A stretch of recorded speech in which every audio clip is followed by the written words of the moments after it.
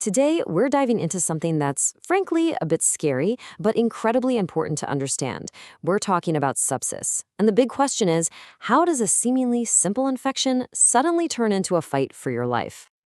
You know that feeling, right? You're sick and you're wondering, is this just a bad cold or is it something more?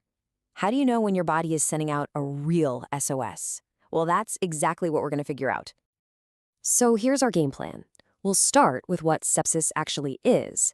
Then we'll look at what causes it, learn to read your body's signals, pinpoint the major red flags, and finally get a peek into how doctors actually diagnose this.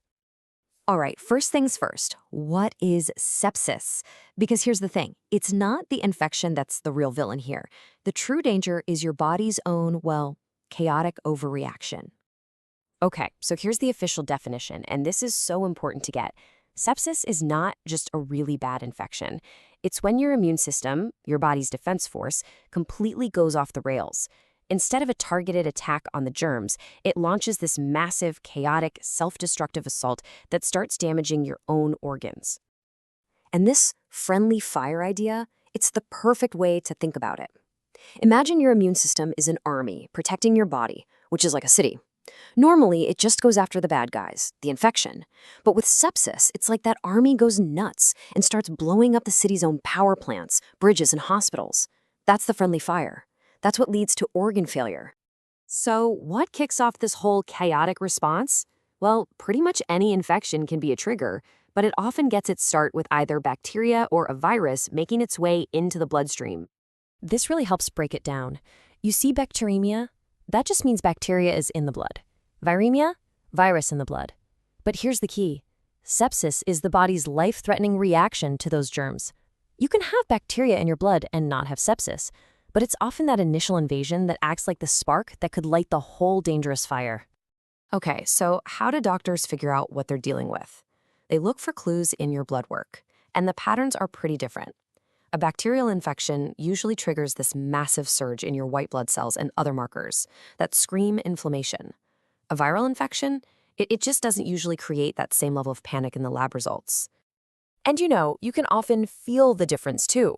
Bacterial infections, they tend to hit you like a ton of bricks. We're talking a sudden, high fever and really intense localized pain. Viral infections, on the other hand, often creep up on you more slowly, with those all-over body aches and a lower fever. But, and this is a big but, these are just general patterns. They're not unbreakable rules. Okay, this next part is maybe the most important thing we're going to cover. What are the actual signs that a normal infection is turning into a full-blown crisis? Because catching these signals early, it's absolutely critical. And here's why. Once sepsis gets so bad that it becomes septic shock, that's when your blood pressure just tanks. The risk of dying in the hospital can be higher than 40%. Now, I'm not saying this to scare you, but to really drive home how urgent this is, you have to act on the warning signs. So, what are these general red flags? If someone has an infection and they suddenly become confused or disoriented, if their heart is racing and they're breathing way too fast, or if their skin feels cold and clammy, these are huge signs that the body is losing the fight. This is an emergency. All right, let's drill down even further, because beyond those general signs, some of the most common infections that lead to sepsis have their own, very specific red flags you need to know about. Let's start with meningitis.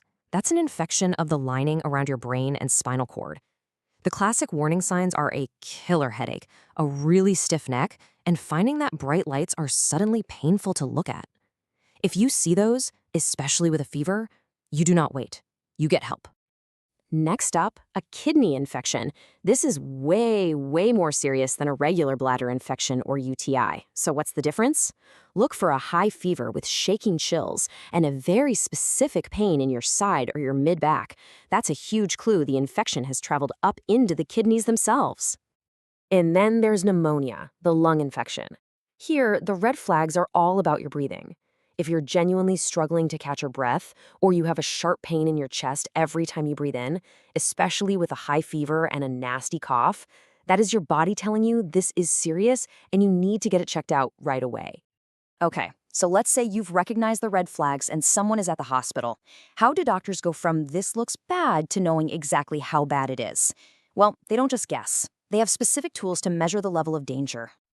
To get a really objective handle on things, clinicians use scoring systems. It's a way to quantify organ damage. And the big one, the one that's considered the gold standard in the ICU, is something called the SOFA score. Think of the SOFA score as a report card for your body's most important systems.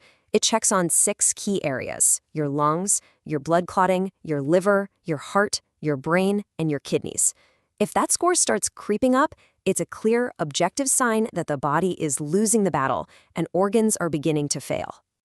But look, running all the tests for a full SOFA score takes time. And in an emergency, you don't have time. That's why there's a faster, stripped-down version called the Q-SOFA, the Quick SOFA. It's a super fast 3-point check that can be done right at the bedside.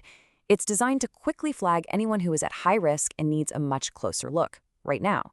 It's the smoke alarm, while the full SOFA is the fire department's full investigation. So after all of this, what's the single biggest takeaway?